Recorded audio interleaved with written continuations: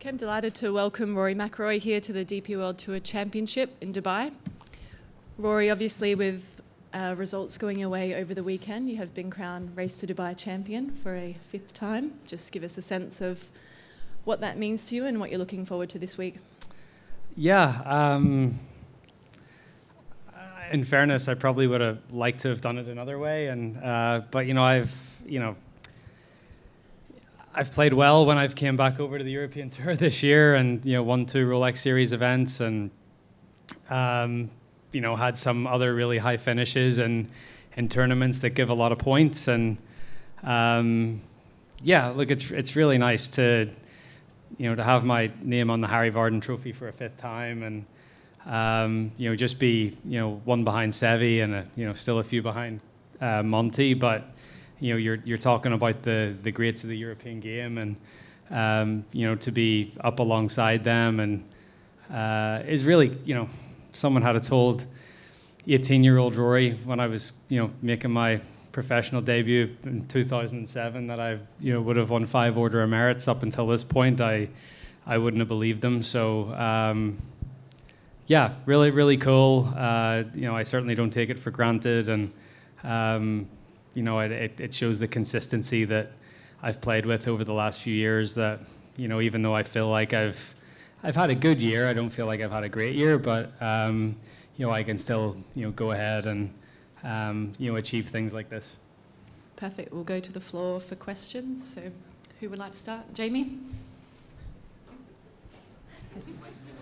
Yeah. Did you realise last week what needed to happen, or didn't you take care of it, take notice of it? Yeah, no, I did. I knew I knew that as long as Adrian and Ryan didn't finish basically in the top 5 or the top 4 last week, that I was over 2,000 points ahead of Rambo. So as long as they didn't sort of break into within that 2,000 point barrier, that I knew that not that I could come here and relax. I still want to come here and try to win this golf tournament. This golf course sets up perfectly for me, and it's always a place that I've done well at. But it's nice to come in here with at least with that off my mind, so that I can just concentrate on the golf tournament. Where do you think the Order of Merit stands, and the whole modern setup has obviously changed over the years? Yeah, it has. I'd say I went through a period in my career where I didn't prioritize it, I guess. I won my 3rd one in 2015, and if you look at 2016 through to 2021, I probably could have done more to try to prioritize it, but over the last couple of years, especially last year, I wanted to try to win both, win the FedEx Cup and win the, I guess post 2015, I prioritized maybe America a little bit more, and that I reaped the rewards of that. I won 3 FedEx Cups in that time frame, and I've also now won a couple other Race to Dubai's. So it's hard to do it on both tours. Only a handful of guys have ever really done it. And I'm fortunate enough to be one of those that have been able to figure out how to excel on both sides of the pond. Riyadh. Rory, probably asked you this time last year as well, but how do you look back on the season? What sort of score would you give yourself out of 10? Obviously, you've had a couple of wins, Big Ryder Cup, I think 3 top 7s in the majors, and sort of very near miss in LA. Yeah. Where would you put it? Yeah, I probably give it a 7 out of 10. I've played good golf. I had the 2 wins, and the big, I had my best ever Ryder Cup, which I think it feels like a win to me, especially coming off the back of Whistling Straits. So, I've been happy with the year. Yeah, if I look back on one thing, I'll rue the miss at LA. I had a great opportunity there to pick up another major, and I didn't. But I'm still not going to let that take away from the fact that it's been another really consistent, solid year with some really good performances, and feeling like my game's in as good a shape as it's ever been, throughout my, whatever it is, 16, 17-year career. So I'm happy with that, and try to finish this year off on a high and play well this week and reset and get ready for 2024. Just Ian behind. Hi, Rory. I just wonder if I could ask you about TGL, because obviously there's been a lot of noise of it over in America. But just from a European perspective, a global perspective, what do you think it is going to bring that golf needed, going forward? What is it bringing to the party? Younger people, hopefully. That's the future of our game is trying to get the younger generations involved and trying to have them somehow relate to our game in some way. So yeah, just a different demographic, trying to put golf on a slightly different platform, and if we can increase the interest in the game from that younger demographic, then hopefully that's what drive. Hopefully golf doesn't look like what we're doing at TGL 50 years from now, because it is a game to be played outdoors and on golf courses and in the fresh air. But I think there's a place for it to at least get people excited about maybe watching a different version of the game that they can relate to. And if that gets their foot in the door in some way, then that's a really good thing. And just one other question, just about where we're at with the game at the moment, the investment that is coming in, and we're hearing reports from all sorts of different directions. How would you kind of sum up where we are at the moment? I know there have been meetings going on and so forth.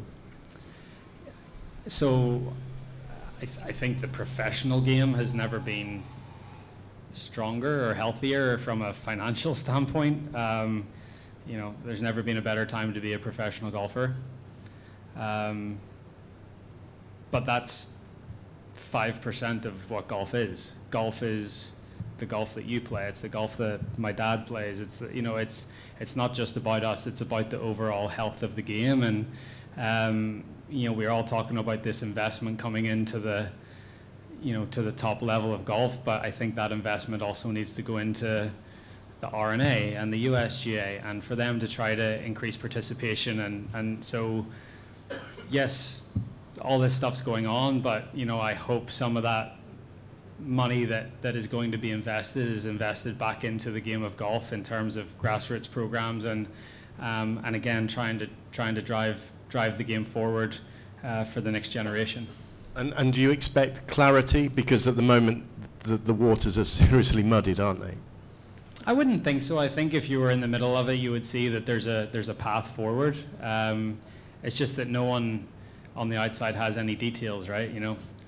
Loose lips sink ships. So we're trying to keep it tight within the walls, and I'm sure when there's news to tell, it will be told. Just with Martin. Rory, this week sees 10 PGA Tour cards being handed out. There's been some noise, outside noise, about it not being a good thing for the DP World Tour to be losing 10 stars. Do you see it just as a sort of progression of the natural migration that happened in previous years, that players went to the US? It's a formalizing of the pathway that's always sort of been there. I got into the top 50 in the world at the end of 2008. And I knew in 2009 I was going to start in the Middle East, and then I was going to go to the States, play the match play, the Honda, whatever else. So it's always been there. It's just sort of made it more official. But at the same time, the reason that the European Tour started was to give professional golfers opportunities to play golf tournaments and earn a living. And so if you look at what the mission statement is for the DP World Tour, it's to give professional golfers opportunities to play their sport, make a living, and there's no better place to have opportunity and to make a living than what's going on in the PGA Tour. So I